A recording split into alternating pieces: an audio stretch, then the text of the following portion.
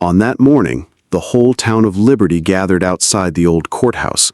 Up for auction were a cabin and a piece of land. Roughly 12 acres, about 5 hectares, were up for auction. The starting price was 12 cents. The crowd murmured, then fell silent. No one moved. The wealthy ranch owners and well-heeled traders stood frozen like statues. Only Gideon Hale, a rough-around-the-edges rancher in dust-worn clothes, slowly raised his hand. 12 cents. His horse's voice rang out. Every head turned, but instead of envy, pity filled their eyes. It was as if the man had just willingly stepped into a trap with no way out. "Do I hear anything higher?" the auctioneer called out, his voice echoing awkwardly. No one answered. The gavel came down. Thud. The cabin now belonged to Gideon. On the horseback ride back, he thought about this. He could still feel those eyes trailing him, whispering a final warning. Do not go there. But Gideon had nothing left to lose. The cabin was worth only 12 cents, but it came with land, a well, and an old barn, just enough to get started again with his scrawny herd of cattle. The dirt road led into sparse woods. In the distance, the wooden gate of the cabin stood quietly among the tall grass. Gideon pulled up, his heart sinking slightly. Hanging at the gate was a body. It was an Apache woman. But not just any woman.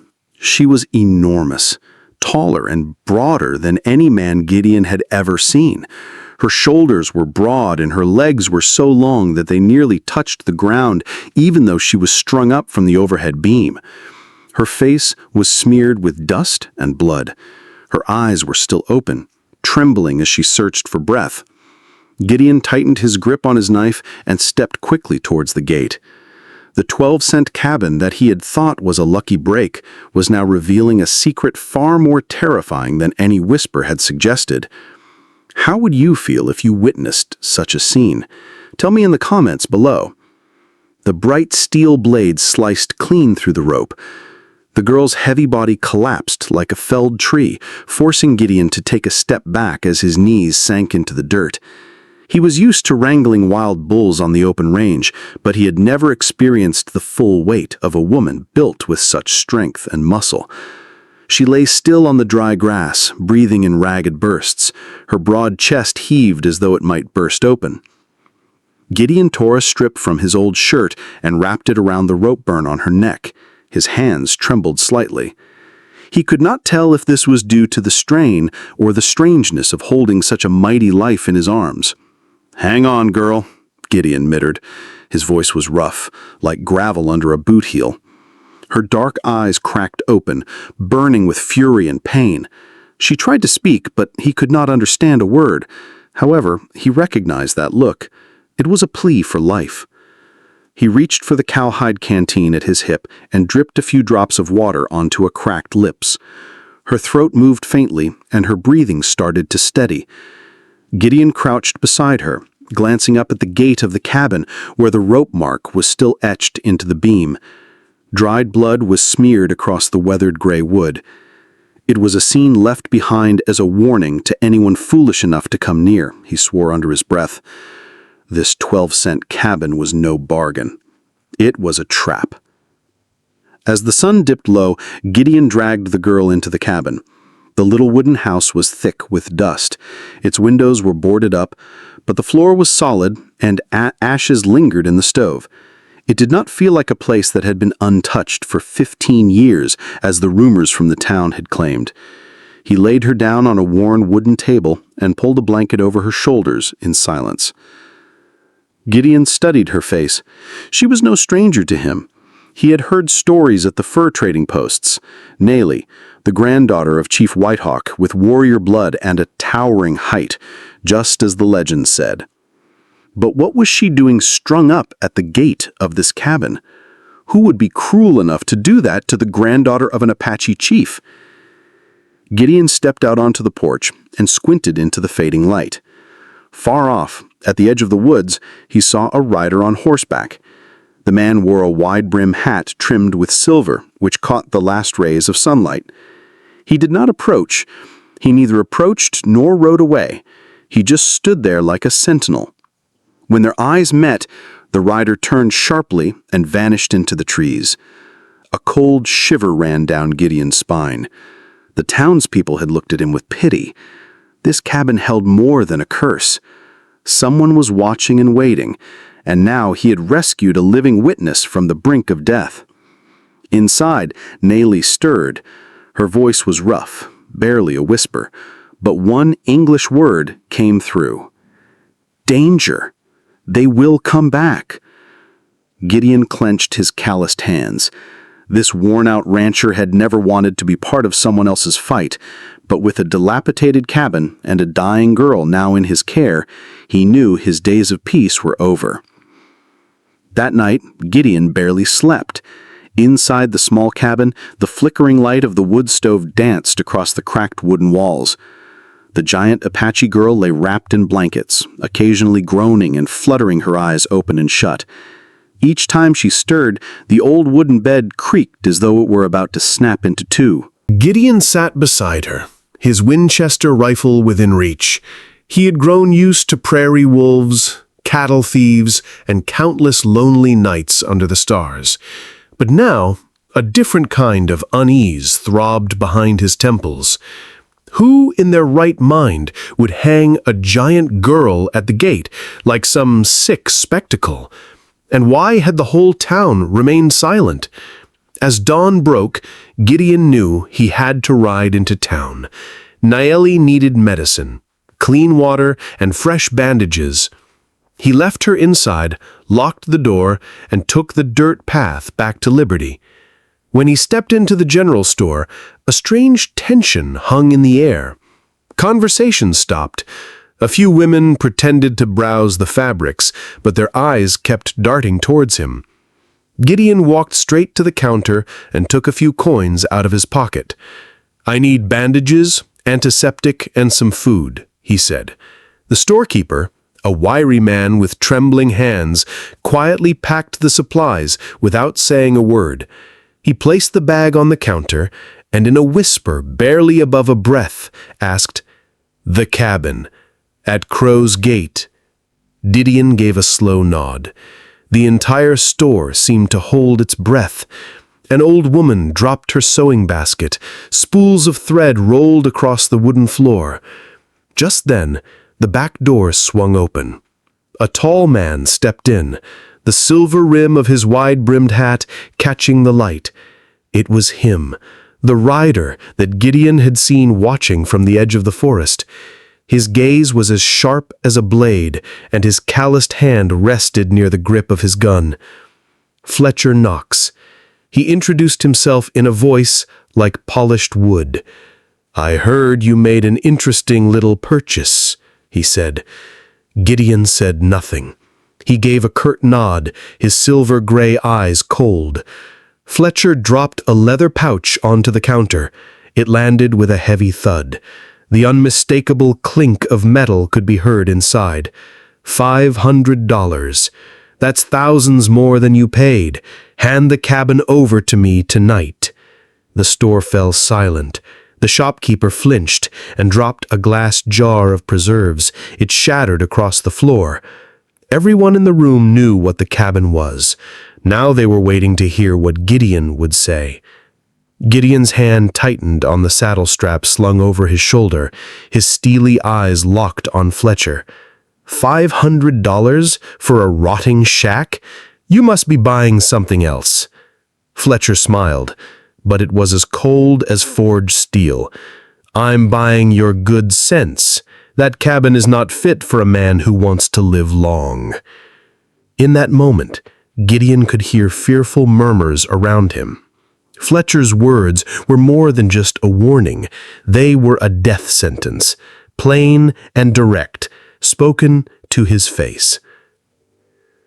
By the time Gideon returned to the cabin, the sun had already set behind the distant mountain range. He carried a heavy sack in one hand.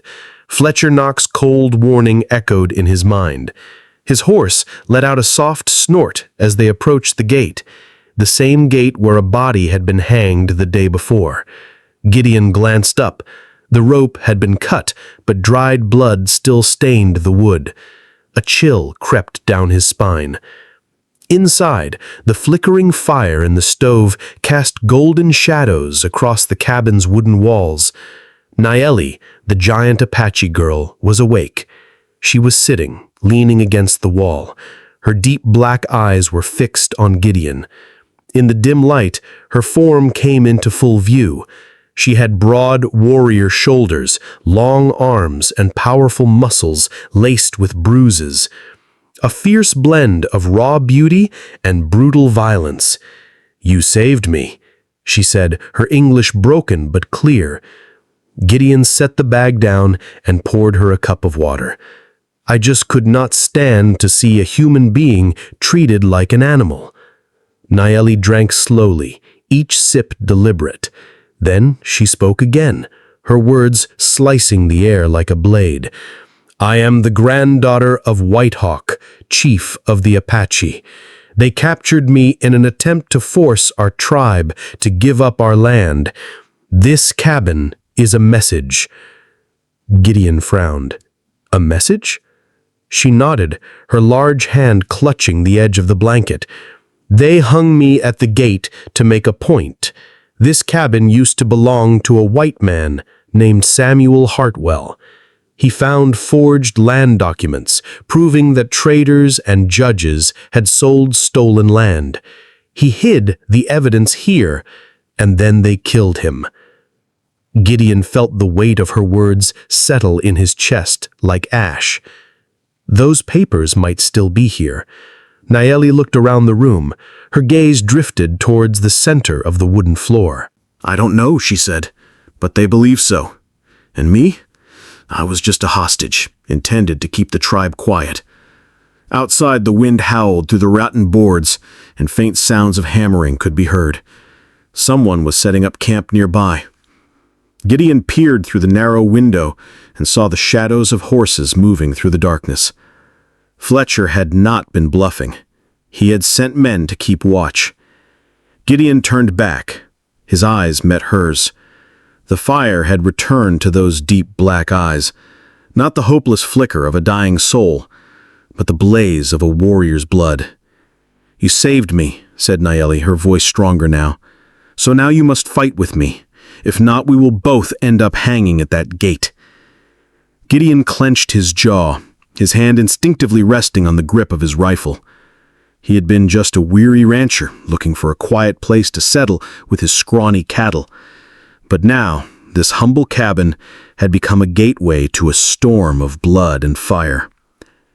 "Thank you for being here," he said. "If this story stirred something in you, memories of old days, dusty evenings, and the echo of hooves pounding in your chest, go ahead and subscribe to my channel. Then we can sit together again every day. I will tell you another story from the West." Night fell fast, like a velvet curtain drawn tight across the prairie. Gideon sat by the window, his Winchester across his knees, and his eyes fixed on the darkness beyond the gate. The fire in the stove had died down, leaving only faint embers that cast Nayeli's shadow across the cracked wooden wall. She was now fully upright, her eyes glowing in the dark like a flame refusing to die. In the distance, the sound of heavy, slow, rhythmic hooves approached, like a funeral drum. Gideon squinted. Silhouettes lined the hilltop. Torches burned brightly, and the wind carried the rasping laughter of men. Then a cold, blade-like voice rang out. "Gideon, hail! Come out and talk like a man. That cabin isn't yours." It's Fletcher, knocking. He stepped from the shadows, his silver-rimmed hat gleaming in the firelight. Nearly a dozen riders stood behind him, guns slung at their hips, and eyes gleaming like predators on the hunt. Gideon opened the door and stepped onto the porch. He held his rifle firmly and stared icily, not hiding it. "Bit late for a tea visit, ain't it?" Fletcher let out a dry chuckle, his voice echoing across the clearing. "I offered you $500 for that cabin. That offer's gone. What we need is inside that house. Hand it over. You can still walk away breathing." Nayeli appeared behind Gideon, looming large in the firelight, despite being wrapped in an old blanket. She stood tall and unyielding. The men on horseback flinched. She was the image of the girl who had once been hanged at the gate, now standing proud on the porch, like a curse risen from the grave. "You tried to kill me." Her voice was rough yet powerful. "Because I know the truth, but my blood won't buy you peace." Fletcher narrowed his eyes, his hand halfway to his pistol, but then he lowered it slowly. "Tough girl. But you see, Gideon, you're holding on to a wounded wolf. She's dragging you into a bloodbath. Let her go. Step aside and save your life." Gideon turned to look at Nayeli. In that moment, he saw something in her eyes. Not fear, but belief. A lone rancher and a giant Apache girl, two misfits standing against a pack of wolves. He spat in the dirt. "I paid for this cabin. It is mine. Anyone who lays a hand on this woman will pay in blood." Silence stretched tight, like a drawn bowstring. Then, with a cold clatter of metal, Fletcher raised his hand, signaling to his men. Rifles slid from holsters. Gideon caught the torchlight and stepped back, pulling Nayeli inside. His voice dropped low. "Take that revolver. Tonight we fight." Outside, the thunder of hooves grew louder. The field around the cabin lit up with flames. The storm had arrived. The heavy pounding on the wooden door sounded like a coffin being nailed shut. Then the first hail of bullets screamed through the air, tearing holes in the cabin walls. Splinters flew like sparks. Gideon tackled Nayeli to the floor, and his Winchester roared back, blasting one of the attackers off the fence. Gunsmoke thickened the air in the small cabin. Each time Gideon fired, he could hear curses and snarls from the men outside. They were not holding back. They meant to drown the cabin in blood. Though still weak, Nayeli clutched the Colt that Gideon had handed her. Her large hands trembled, but she held firm and squeezed the trigger. Bang! Another man fell at the gate, his body landing in the exact spot where she herself had once been hanged. The cabin gate had now become a blood-marked boundary. "There are too many of them," Gideon growled, sweat and powder dust streaking his brow. He flipped a wooden table onto its side to use as a barricade and slammed more rounds into his Winchester. Outside, Fletcher's voice boomed, "Burn it! Burn the cabin and burn them with it!" A torch sailed onto the dry straw roof. Flames burst into the sky. Golden light flickered in Nayeli's black eyes. Gritting her teeth, she braced her hands and stood tall, her towering frame casting a shadow over Gideon. "They will not have this cabin," she said in a resolute voice, "and they will not have me." Just then, from far across the prairie, a war horn sounded, low and deep, like thunder rolling through the hills. Then, beneath the moonlight, the silhouettes of hundreds of Apache riders from the White Hawk tribe appeared. They formed a wall of horses and steel, their spears flashing and their war cries ripping through the night. Fletcher's men panicked. Some glanced back with terror on their faces as the full force of the tribe stormed forward like a desert sandstorm. Fletcher swore and drew his revolver. He kicked his horse and charged towards the cabin, desperate to finish before everything fell apart. But Gideon was already waiting.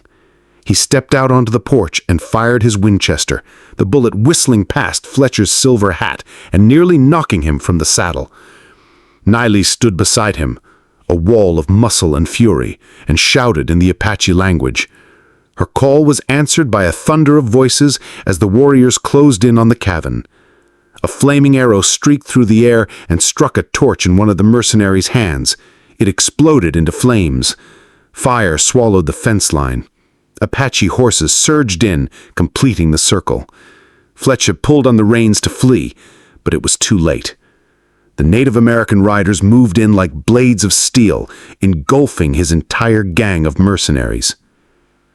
Gideon stood on the burning porch, his face covered in sweat and ash. Beside him, Niley loomed like a mountain shadow, her eyes blazing. They had survived the night, but Gideon knew that this was only the beginning. The secret of the cabin was still buried, and whoever was pulling Fletcher's strings would be far more dangerous. Dawn painted the prairie blood red. Smoke still curled from the cabin's roof, but the fire had been extinguished with buckets of water provided by the Apache tribe. The bodies of horses and fallen men were scattered around the fence line. The air was thick with the scent of gunpowder and scorched ash. Gideon sat slumped on the porch steps, breathing heavily and with trembling, blood-soaked hands, still reeling from the night's events. In front of him, Chief Whitehawk knelt, with his long silver hair flowing and his old but burning bright eyes fixed on Niley, whom he embraced. The giant girl bowed her head, clinging to her grandfather with her powerful arms, tears mixing with soot and sweat as they streamed down her sun-darkened cheeks. "My granddaughter lives," Whitehawk said, "but the enemy will return." Whitehawk's voice was like low thunder. He looked Gideon in the eye. "This cabin hides something they want buried forever." Gideon turned his gaze to the scorched house. He remembered what Niley had told him the night before, that Samuel Hartwell had hidden the real documents. He stepped inside and knelt on the smoke-stained floor. In the center of the room, he spotted something odd, a square patch of planks sealed tightly with black stone resin. "Here," Gideon whispered. Whitehawk nodded and signaled. Two warriors stepped forward with axes. Heavy strikes echoed through the cabin, cracking the resin and splitting the wood. At last, the floorboards gave way, revealing a dark hollow beneath.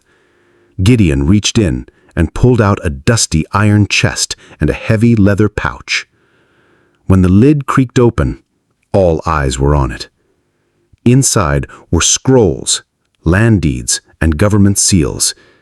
Each piece of paper bore a familiar signature, Judge William Crane's, and beside it, a bold red stamp, Governor Marcus Webb. Niley clenched her jaw. They had used forged documents. They sold our tribe's land to 10 or 20 different buyers. Hartwell found out. He tried to expose them, and they killed him.